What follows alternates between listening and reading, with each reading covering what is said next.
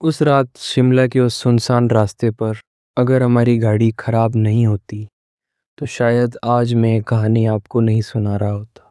क्योंकि उस रात मैं और मेरा दोस्त अर्जुन गलती से एक ऐसे गांव में पहुंच गए थे जो इस दुनिया का नहीं था। उस गांव का नाम था देवगढ़। रात के करीब 12 बज चुके थे। बाहर घना कोहरा था। ठंडी हवा खिड़कियों के बीच से अंदर आ रही थी और कमरे में सिर्फ एक आवाज़ सुनाई दे रही थी, दीवार पर लगी पुरानी घड़ी की। टिक टिक टिक। अर्जुन चुपचाप बैठा था। उसके चेहरे पर डर साफ दिख रहा था। वो धीरे से बोला, भाई, मुझे यहाँ अच्छा नहीं लग रहा है। मैंने भी महसूस किया कि इस गांव में कुछ अजीब तो है, कुछ ऐसा जो समझ में नहीं आ रहा था। तभी अचानक दरवाजे पर दस्तक हुई। ठक ठक ठक। हम दोनों चौंक गए। अर्जुन ने धीरे से पूछा, कौन है?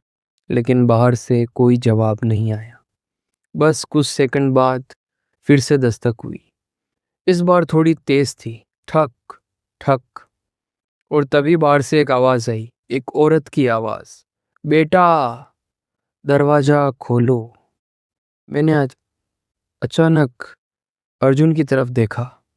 अर्जुन भी हैरान था क्योंकि ये आवाज बिल्कुल मेरी माँ की तरह थी। लेकिन मेरी माँ तो 800 किलोमीटर दूर घर पर थी।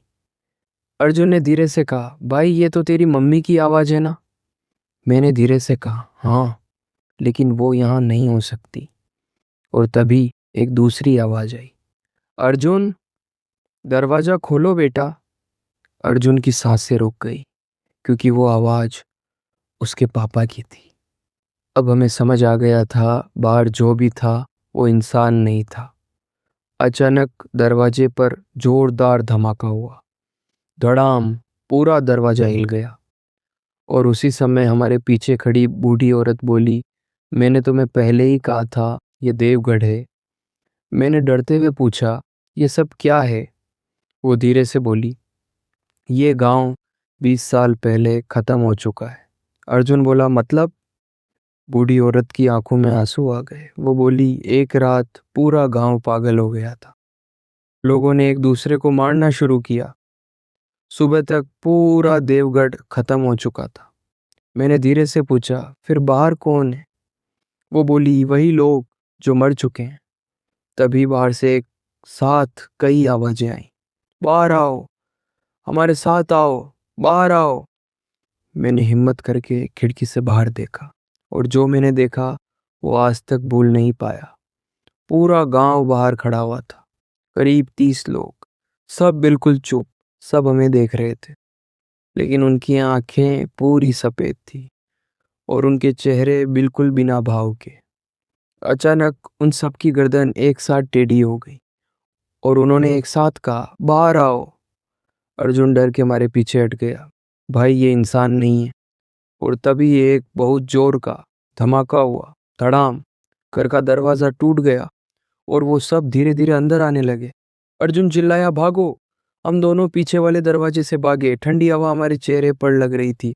कोहरा इतना घना था, कुछ दिखाई नहीं दे रहा था, लेकिन पीछे से कदमों की आवाज साफ आ रही थी। पूरा देवगढ़ गांव हमारे पीछे पड़ा था। हम दौड़ते दौड़ते अपनी कार तक पहुंचे। मैंने तुरंत इग्निशन घुमाया और इस बार कार स्टार्ट हो गई। हमने पूरी स्पीड से वहां से निकलना शुरू किया। अर्जुन ने राहत की सांस ली। भाई, हम बच गए। लेकिन मुझे पता नहीं क्यों दिल में अजीब सा डर अभी भी था।